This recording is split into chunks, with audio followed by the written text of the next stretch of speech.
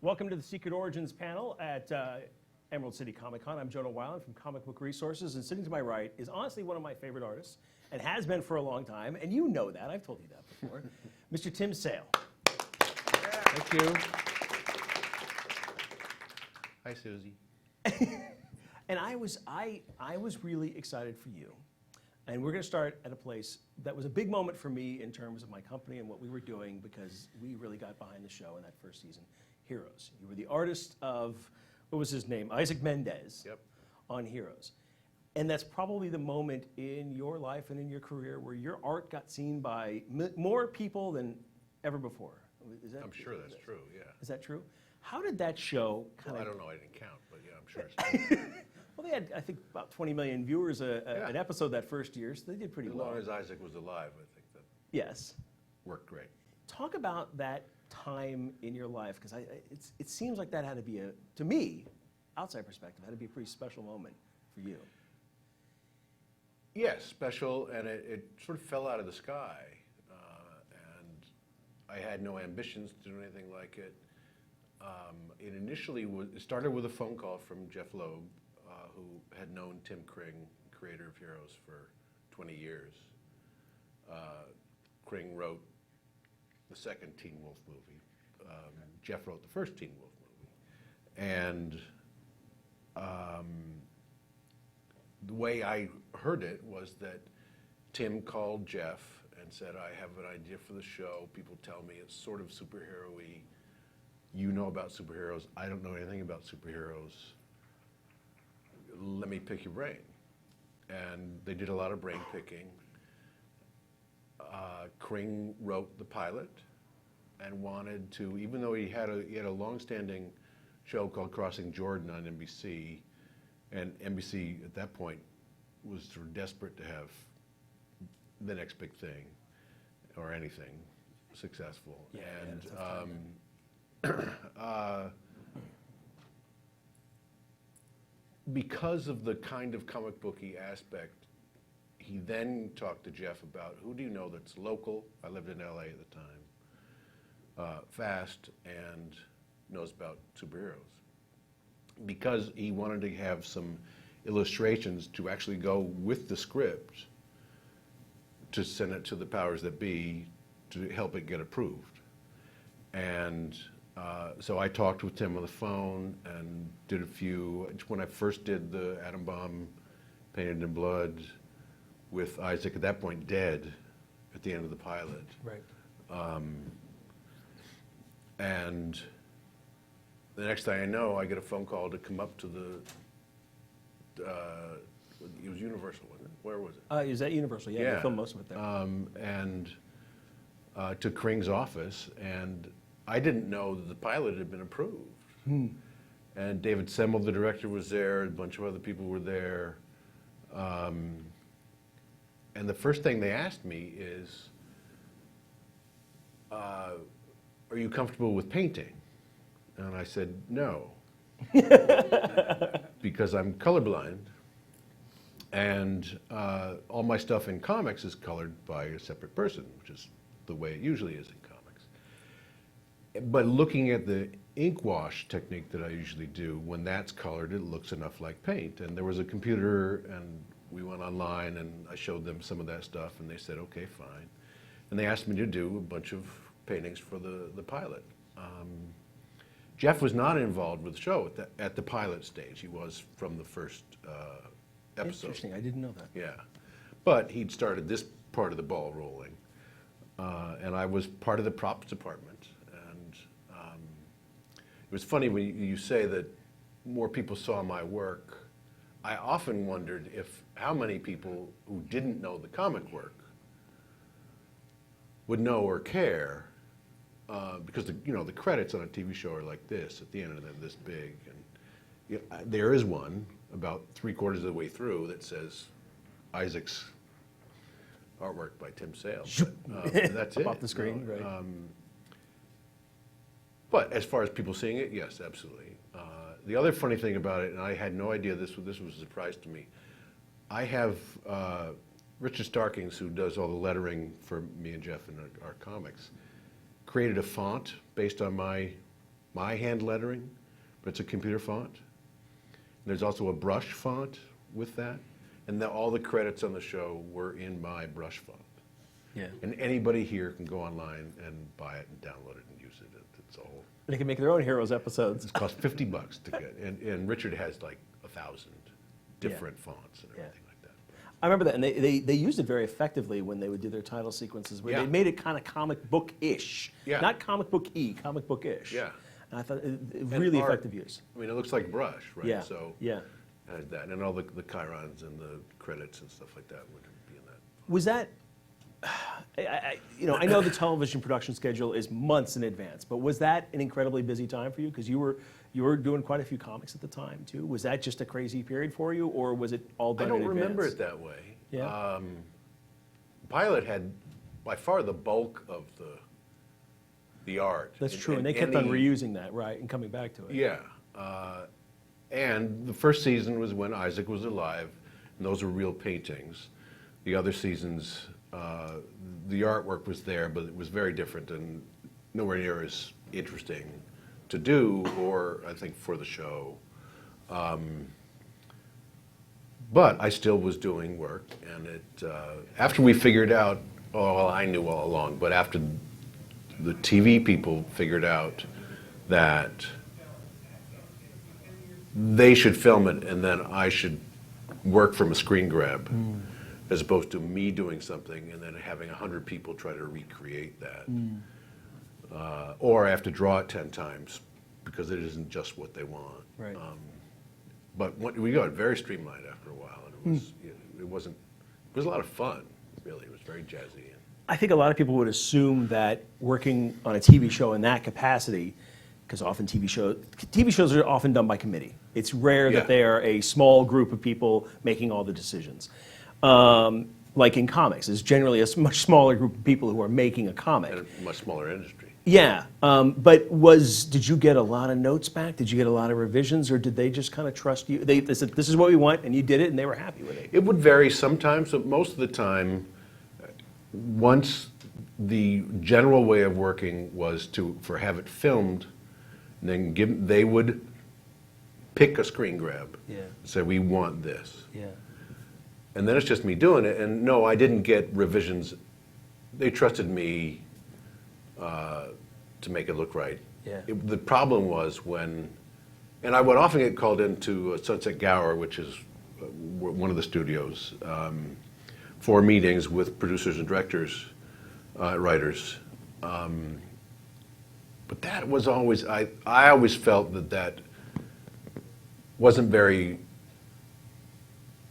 it was useful because new people coming in, new writers or directors or whatever coming in, wanted to see who I was, wanted to see if they could bounce things off me, that kind of thing. It usually didn't turn out to be that useful for the show, I think, or not directly. Right. But no, it was pretty smooth. Okay. A lot of the time. I got a bunch of subjects to talk about, but just want to say we're going to open up the floor to some questions in a little bit. So go ahead, start thinking up some questions for Tim, and we'll reach out to you. I first became associated with your artwork with Superman for All Seasons with your buddy Jeff. Okay. And I have no problem admitting this, it's one of the few comics that actually made me cry. And I think in a lot of ways, it was that artwork.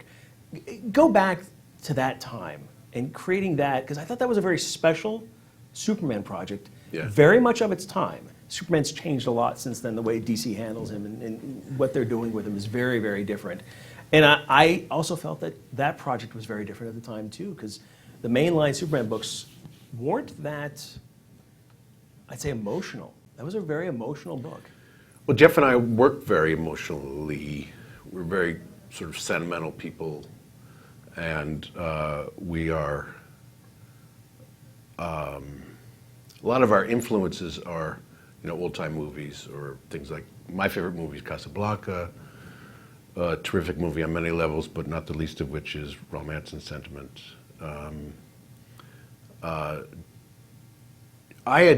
Jeff and I had done a bunch of Batman before that, and Jeff had always wanted to do Superman, and we continue to work outside of continuity, And because we wanted to tell not origin stories, but early stories, and be able to really pay a lot of attention to respecting what made these people great in the first place, these characters great in the first place, and icons in the first place, and make it uniquely ours. And I always liked the dark stuff, and Jeff wanted to do Superman, and at some point, I think I don't know, Paul Chadwick was a long time independent writer and artist who did something called Concrete. Amazing for book. Dark Horse, yeah. But he's a very quiet, respectful character. Paul did a Superman short story in some winter special that was also very quiet and respectful. And I remember reading that and saying, well, okay, that's an in that I now understand. And I started to look at a lot of Norman Rockwell. And the point was not to be flag-waving, but that Americana has an appeal that crosses boundaries, and certainly for Americans.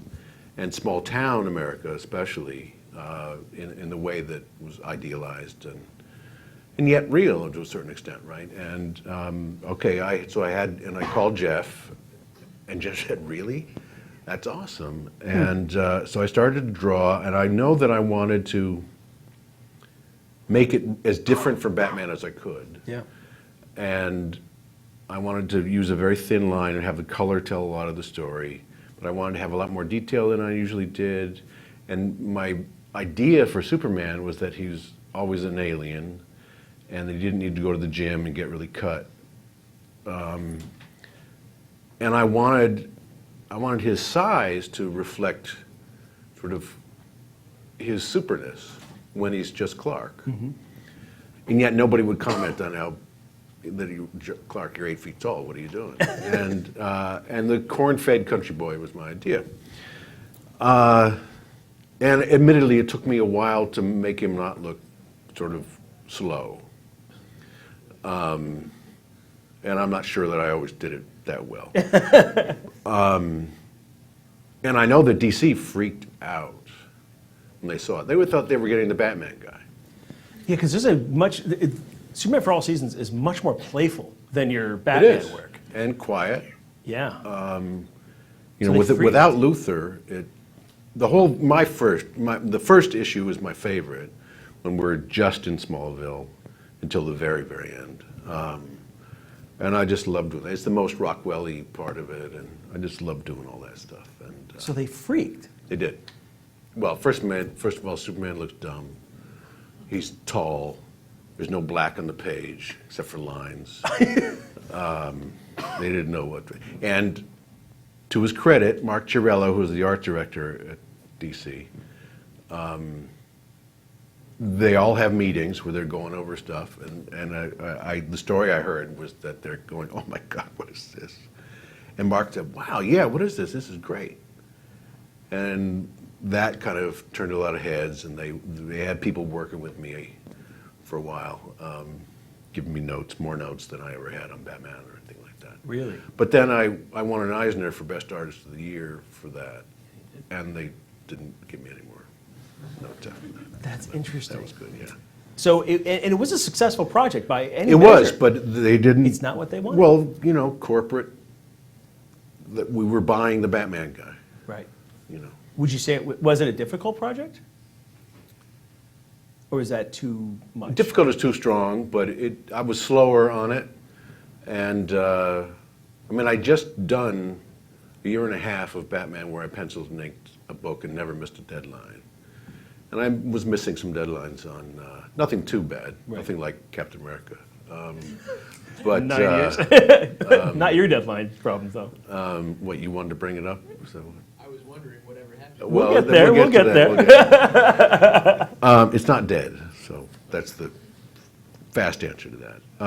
But other than that, no, it wasn't difficult.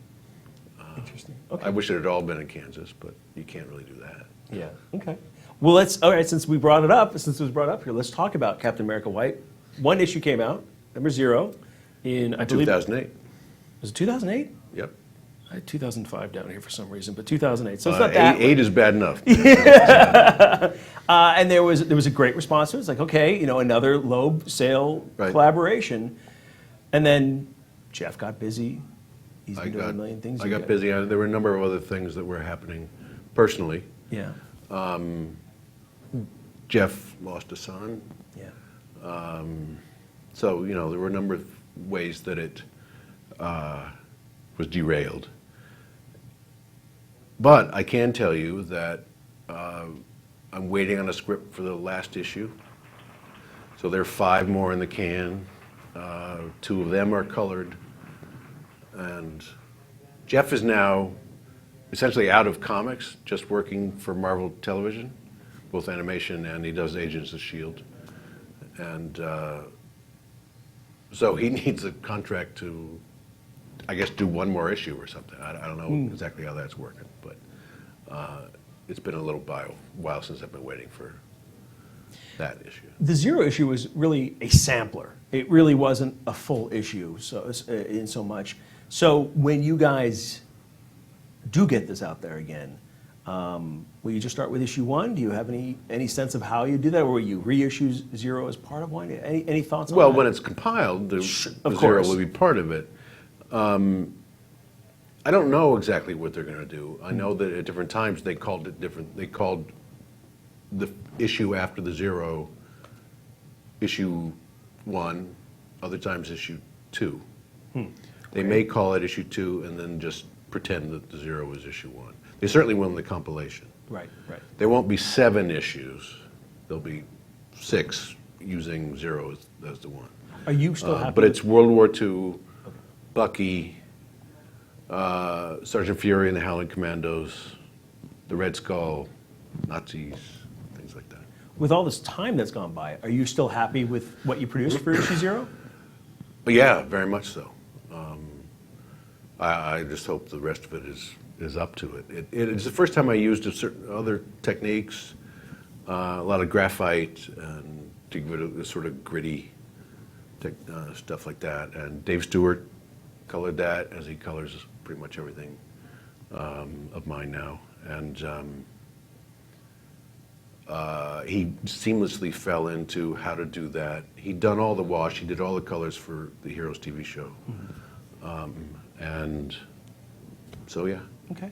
If anybody's got I any can't questions? wait for it to start coming out. Yeah, I think that's true with a lot of people. But actually, I'll say this to finish up on that thought, because you really haven't been in comics much since that time. You've done some cover artwork and stuff like that, Right. but not sequentials. It's a great way for you to get back into comics. Yeah. In a big way. Yeah, and I think once it's over, we have to talk about what's coming next. I may or may not be still just with Marvel. I've been talking to some other writers about other projects outside of Marvel, but I don't really know what's happening. I mean, if something falls out of the blue with Marvel, I'll be happy to work with them. They've been great. Well, you did. They've been very patient. You did Spider-Man Blue, so you can't do any more blue. Well, it doesn't have to be another color because Jeff is not going to be writing it. Yeah, right? sure. So Sure. we've got to find something else. Any questions from anybody out here? Just throw your hand up if you got something. All right, we'll come back to you. Let's talk about. Oh, you got one right here? Go ahead. Well, first, thank you for this. I appreciate it. But I'm not really too familiar with your history or anything, so finding out that you were colorblind was a big thing. Has that ever gotten in the way of you working with anything? No. As an artist, no? I got to repeat. Not the in question. comics. Oh, yes, sorry. Has the colorblindness ever gotten in the way of your creativity or any jobs in comics? No, because in comic, I guess the closest it would be the story I just told about working on Heroes, but comics traditionally are produced with a separate person doing the color. So no, it doesn't get in the way. And people like Alex Toth and John Byrne, they're colorblind. It doesn't really matter in that respect. It doesn't mean I can't see color. It means I can't really create with it. I don't have ideas with it, and I'm not that computer literate, and now it's all computer. So there's that part of it too. But no, it's never hindered anything. I give notes but they're very basic notes, warm and cool, or should be a white shirt on this guy now, or, you know, that kind of thing. So, yeah, sure. I don't know anything about colorblindness. Is this something you're born with or something that happens over time? It's born. You're born with it, and then there's like 20, 25 different ways of being colorblind. Okay. Red-green is what most people know.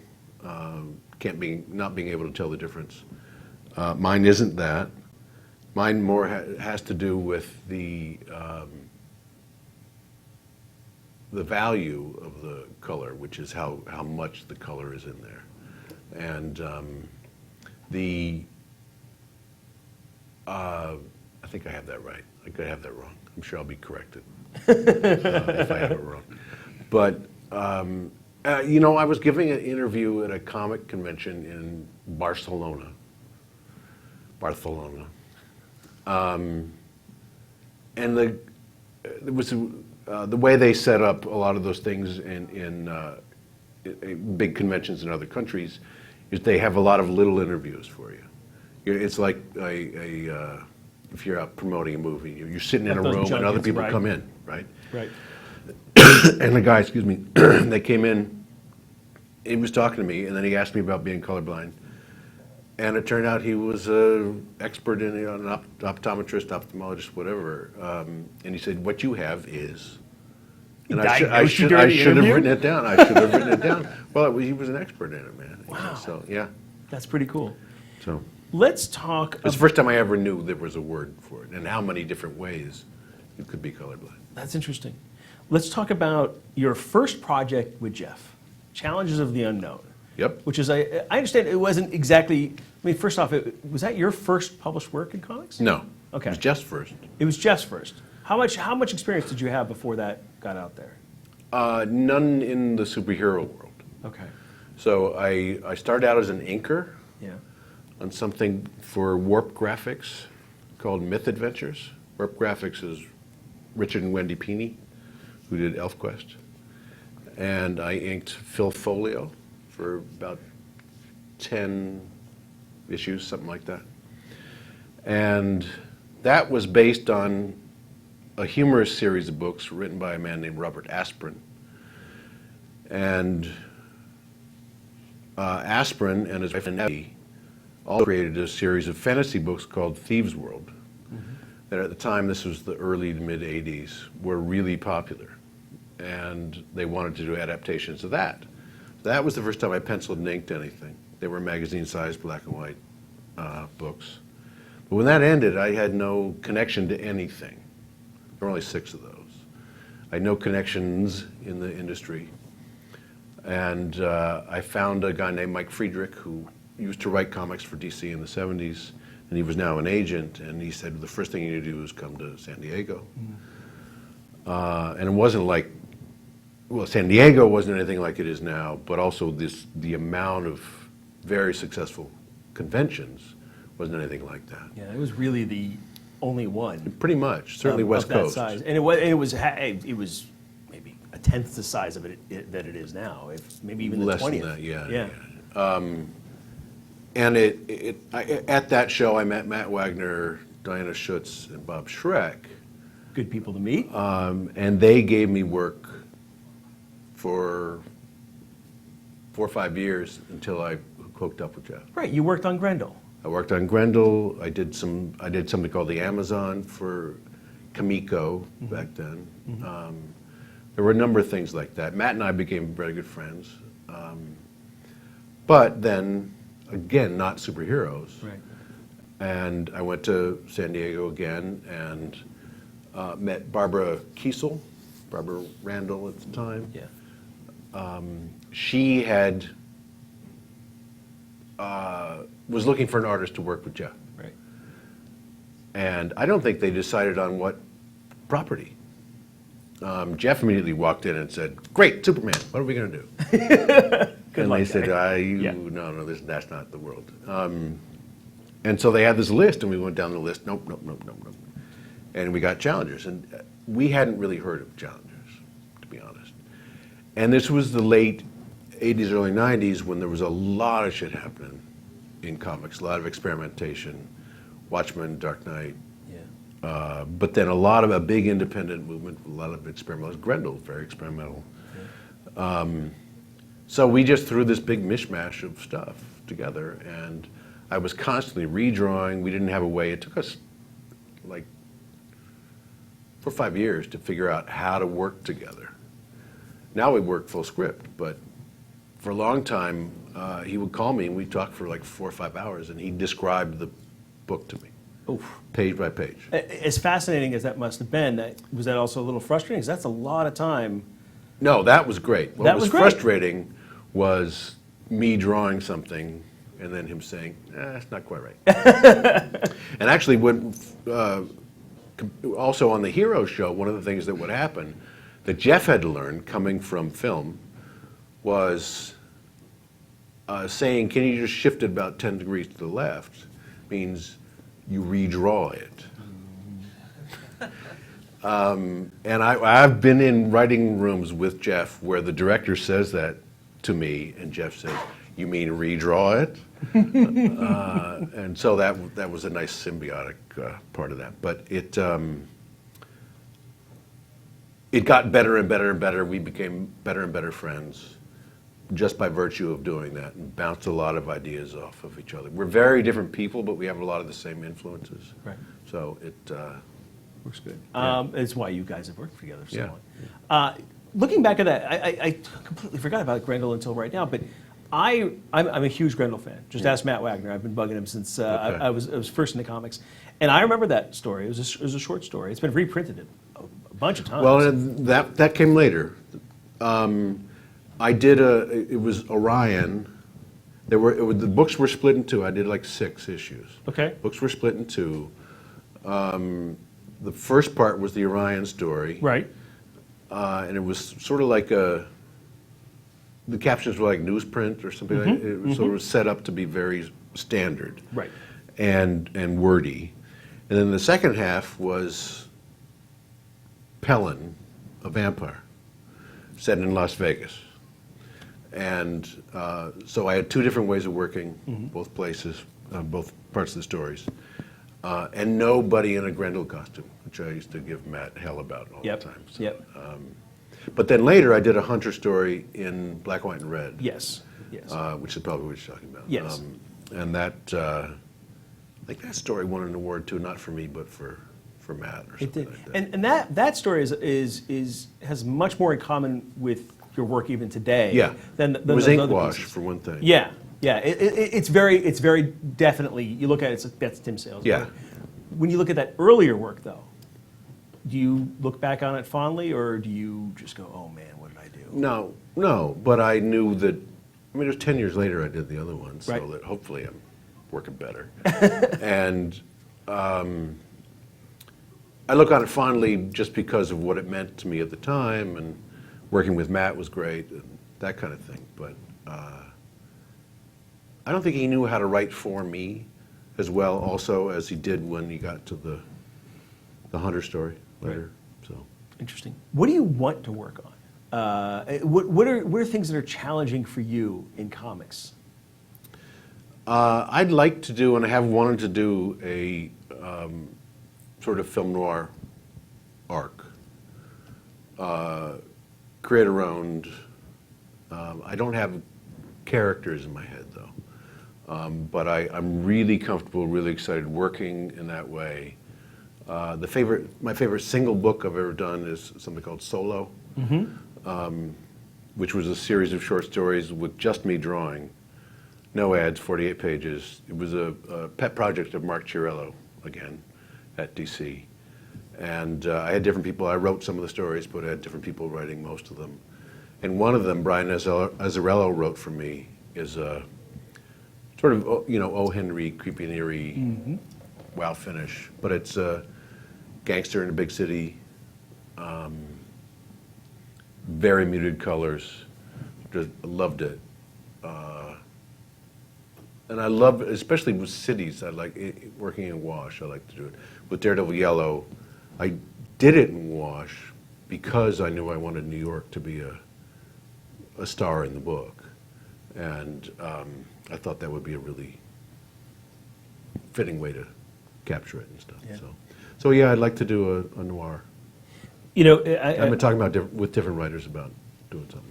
You know, I reached out to Jeff to see if he had some suggestions for topics for you, because you guys know each other so well. And he actually said something funny that totally works with what we were just talking about. He says, Tim is stuck in the 1940s and 60s. Would you agree with that? Not in any way other than visually. Yes. Yes. Yes. 40s more than 60s visually. 40s, 50s. Yeah. 60s not as much, no. But, you know, pulp paperback covers, Robert McGinnis, people like that. And certainly movies, not necessarily noir, but black and white, the clothes, the stuff. Our Batman work was always a mishmash of things. If you look at Jim Gordon's desk, there's a crazy-looking old computer and a rotary dial phone, one of those big things that you pick up, and it's shaped like a hello, stuff like that. You know, so it's a fax machine, and you know, it's very specific lamps and clothes and stuff like that on the people. So, Okay. yeah, Your hometown is Seattle. it is Where do you live now? Seattle. So you're back in Seattle. Yeah, no, I was in LA for about 10, 12 years. Yeah, yeah, but you were in I grew Seattle up until here. like you were 6 years old or something like that. Is that correct? No. I moved to Seattle when I was 6. You moved to Seattle when you were 6. Okay. Yeah, I was born in upstate New York. Okay. My father was an English professor, got a job at Amherst, so he was in Massachusetts, and then we moved from there all the way across the country to Right. Seattle. Right. Is this your home? Is this your town? Do you- Yeah, do you that's spend the why rest of I'm your life back here. And What is it the about rest of my Seattle? life is a big thing, but Yeah. certainly for now, I'm here. What is it about Seattle? Little house filled with books. Well, I actually really dig the weather, which is ironic because one of the reasons I went south was that I thought I wanted more sun. And it turns out I like to visit sun. I feel that way about New York. I went to school in New York and couldn't wait to get back to Seattle. But I love visiting New York. So I really do like the weather. I stayed indoors all the time when I was in LA. I was in Pasadena. Yeah. It was hot. Oh, it's hot. smoggy. It used to be. It isn't. So Oh, much it's still anymore. smoggy out in Pasadena. Well, it wasn't when I was there. Maybe you need to come back and it'll clean up. No, there was a lot. Sorry, there was a lot of dirt in the air. Absolutely, a lot of dirt in the air, Yeah. but not smog. So, Okay. Yeah. Interesting. But when it's 100 degrees, you just feel crummy all the time. Let's see. Tim also said you are a big baseball fan. Yep. Who's your team? Who can name what this team Tacoma is? Rainiers. What? Tacoma Rainiers. Well, it was actually the Seattle Rainiers was what this was, but yes, based on, not based on the beer, but the guy that had the beer and stuff like that. They still make Rainier? I don't even know if they still make it. I don't know. Okay. Is Green Death still around? Nobody knows what that is, okay. That was a stronger beer in a green bottle by Rainier, so called Green Death. So for us, like me, But yes, who have no baseball, idea what it is- absolutely, and I don't really have a whole lot of faith in this year's team or for the last. I went away right when, yeah, you go get somebody like Cano and you put nobody around him that can hit. He won't hit anything like he hit in Yankee Stadium. And that's their fault. You know, I don't know what to say about it. Their formula for trying to build this team hasn't worked for a long time. Okay. My last year, I think my last year in Seattle was their 116-win season, which of course was great. And I thought, oh man, this is Gonna win everything yeah. No, well, you know, they're going to be competitive. for a long time. Got it. You know, so and that's all I want. I just don't want it to be over by the end of August or something. Right, right. They haven't historically had good teams, right? Right. Yeah. I'm not a baseball fan, but I can commiserate. I'm an LA Clippers fan, and they're doing great right now, but Right. they haven't historically had a Right, and a lot of that had been their management. Yes. But are you and still a owner. fan of the Seattle team? Is that Oh, still your I'll team? watch every goddamn game, and Yeah, okay. I go to some games, not that many. I bore the hell out of my girlfriend with, got games on, gotta. Got to watch it. Yeah. Where do you think? I've been a fan of the Clippers for 23 years. There's not been a lot to cheer for. Right. You've been in the same boat. Where do you think that loyalty comes from when you've got a team that isn't demonstrating that they're committed to excellence, isn't demonstrated that they want to win, they just want to exist? Where do you think that loyalty comes from? Because you clearly have it. It makes it much harder when you're sure that it's the management, rather than just players messing up or somebody gets hurt or Yeah. things like that. Yeah. I mean, there are certain snake bit teams, but there are obviously, teams in Chicago, New York, LA that have a history of not being very good. Yeah. And although every once in a while something will pop up, but I'm not sure. I know that part of it for me is just that I'm from Seattle and I like baseball a whole lot. So I'm not going to become a Angels fan just because I'm In LA. LA. Right. And the Angels were crummy for a long time until they changed ownership. And they got good. They And won a then they got championship. good. Yeah. So, but at least just competitive is what because I was around in 2005, and was there for all the Griffey years, and that kind of thing. I just couldn't stand the dome, so I wasn't as into it as much as I am now in Safeco with Safeco and stuff. But they had a number of years where they were competitive. They weren't really gonna, but you didn't. As long as you were above 500, you could easily support a team. Sure. I mean, as a fan, you could. As we finish up here, we got about 5 minutes. If there's any questions, we can go to them right now. Go right there. I wondered, how much do you think of the reader and his or her age, cultural touchstones, familiarity with your previous work when you're working or embarking on a project? How much do you think about the reader as you embark on a project? And say that again? Like what their cultural touchdowns, their favorite movies might be, what their familiarity with your work is in terms of what they might be looking for because they like your work, and also their age. I think it's a question about expectations from readership and the age of the audience and stuff like that. Do you give that much thought as you approach your work? I don't. I actually never really considered it. And I think a lot of that is that since most of my work has been with Jeff, and that's changing, now you have me worried about certain things, but that we created a niche that hadn't really been there. And it's still sort of unique, I think.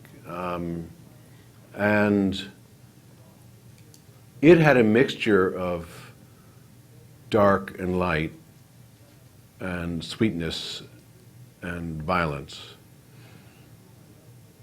that was kind of uniquely ours, and you could find it in many different characters. And all I know is that I'm 58, and most of the people that come up to me at conventions are not 58. They're often quite young. And the thing I hear most often is that I wasn't into comics. So they're of a certain age. They're not little kids, but little kids don't tend to read comics that much anymore anyways. But then they got back into it with Long Halloween. Excuse me. And from there followed Jeff and I to other things. But you'll get people who feel that way about Spider-Man Blue or that kind of thing. They're kind of timeless. So I think that it may touch more on them being timeless rather than a specific thing directed towards a certain group or certain age, that kind of. There was another question over here. This guy. Go ahead. I was just wondering if you've been in communication at all with Kevin Smith about doing his Batman on Batman podcast? Have you been in touch with Kevin Smith to do the Fat Man on Batman podcast? I have not. I've been asked that question, and I know Jeff's been on, Yeah. but no, I haven't. I don't know if that's centered on. Can you do that over the phone? Yeah, probably. No, Do you have to be in LA? It's only in-house. He can go out to New York or, I mean, East Coast as well, but Yeah. yeah.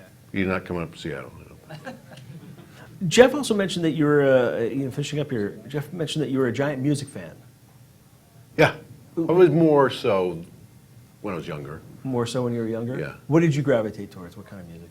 Rock and roll. What musicians? Well, this is the 60s part of it. Maybe that's what Jeff is thinking more about it. Those are my 60s and 70s were my formative years. So from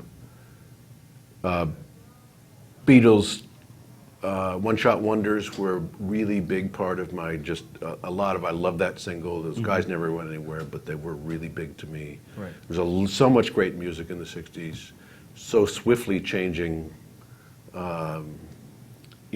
Like, I think Zeppelin's first album was 68, and that's Sgt. Pepper's 67. Yeah. So all that shifting was so fast. Through Motown, early 70s soul music, not so much funk, but Chi-Lites and stuff like that.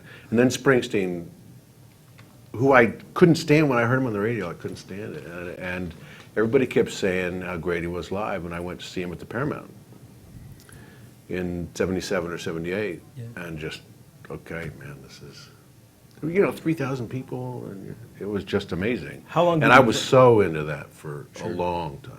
I had a similar experience with Springsteen. I was not a fan. I didn't care about his albums, and all my friends were, and they said, come with us to a show, and it'll change you. Right. And I went to a show that he did at the Forum in Inglewood, in Los Angeles, and it did change me. And he also Yeah. played for 5 hours that night, and I had no way of getting 2 home. hours longer than he usually Yes, does. yeah, exactly. And it no was opening amazing. bands. So No. it was like and I remember the tickets at an evening with Bruce Springsteen and these street bands. Yeah, and if you see Bruce live, it will hit Yeah, you. yeah. How long did he play at the Paramount? Do you remember how long that show went? 3.5 hours. Yeah, no other musicians go for three and a half hours either. It was awesome. Tim, 5 encores, that kind of stuff. and it was half the time he wouldn't even leave the stage. It's like he'd wait there and the audience wouldn't stop clapping. He's like, all right, I guess I Right. got to keep playing. Well, he had this imitation James Brown thing. I don't know if he did that with you, where they were, and James Brown would collapse on the stage, and they would drag him off stage, put a cape over him, and then at the edge of the stage, he would throw it off, and he'd come back and start singing again and dancing again. And Springsteen did that a few times. It was just, yeah, It's awesome. It's awesome. Tim, it was great seeing you. no problem. He's Tim Happy Sale. to be here. Happy New Year to you. Happy New Year. Happy to be here. Oh, Thanks, everybody.